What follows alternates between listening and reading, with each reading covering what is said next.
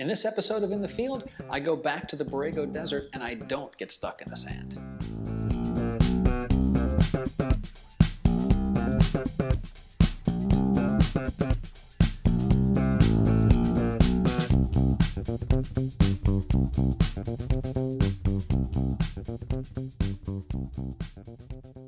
As I usually do when I'm planning for a shoot, I check the weather reports and see what, in the oceans, I see what the tide conditions are, what the skies are going to be doing, and the coast called for very clear skies and inland was cloudy. So I headed inland to get some sunrise pictures, and having clouds makes a big deal. That's where you have all the color and all the interaction.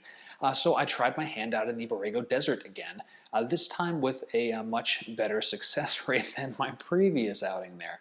So let me take you out there and we'll have a look. Sun is just beginning to rise over the desert out here. You obviously can't see much of the desert floor, but I'm set up with a framing of roughly this, and there's some clouds that are still hanging in the sky there that should pick up a lot of the light when the sun comes up over the horizon all the way. So I'm going to keep. Right, as conditions have changed, I've changed up my framing a little bit. The clouds that were up over this higher peak have just disappeared. They're gone. So I've tightened up and gotten closer to what clouds are left in the sky. They're catching some wonderful color now. And in the next 5 to 10 minutes, you should start to see some of the separation. And here you can see just a hint of the other set of ranges behind this main one in the foreground. So there'll be a nice sense of depth in the scene once there's enough light on the horizon. And so here is this winding road that works its way through the hills down into the Borrego Valley. This is the little town of Borrego Springs out here. And this area along the road here overlooking the Tub Canyon and Culp Canyon area. There's a pullout on the road there, and I was able to, kind of walk right around this ridge here, framing up a shot, and you get the sun rising in over the hills, and the sky out to would be camera left is where things are really lighting up with the clouds. Let me go over to the map here, zoom in here a little bit, and again switch into the 3D mode. And you can kind of see, these drop-offs are pretty steep. And I was standing and facing, I was somewhere along here, camera facing out this way. And so these foreground hills here were my foreground subject. And then as we back away, you'd have these other ridges that are coming into the background here. Those are forming the midground.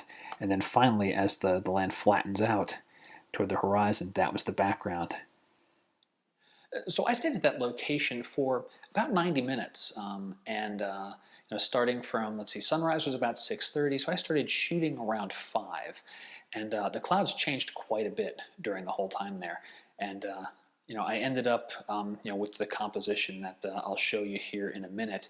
The challenge was finding a foreground subject. It was very dark. I wasn't about to try to work my way down this canyon. I have a small, flashlight, but there's some, 40, 50 foot drops from where I was standing, and I decided instead to use the natural rolling of the hills, and there's a lot of dust, therefore haze and mist in the air, and that can give a sense of depth.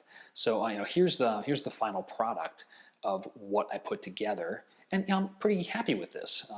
The clouds are nice, the color is good, and I still have that sense of foreground, middle ground, and background, really keeping that foreground hill as a silhouette almost, and then some of the valley floor, and then the final background.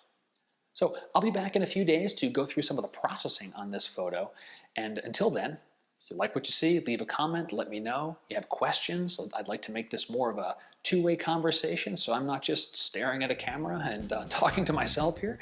That's it for this time around. I'll see you again soon.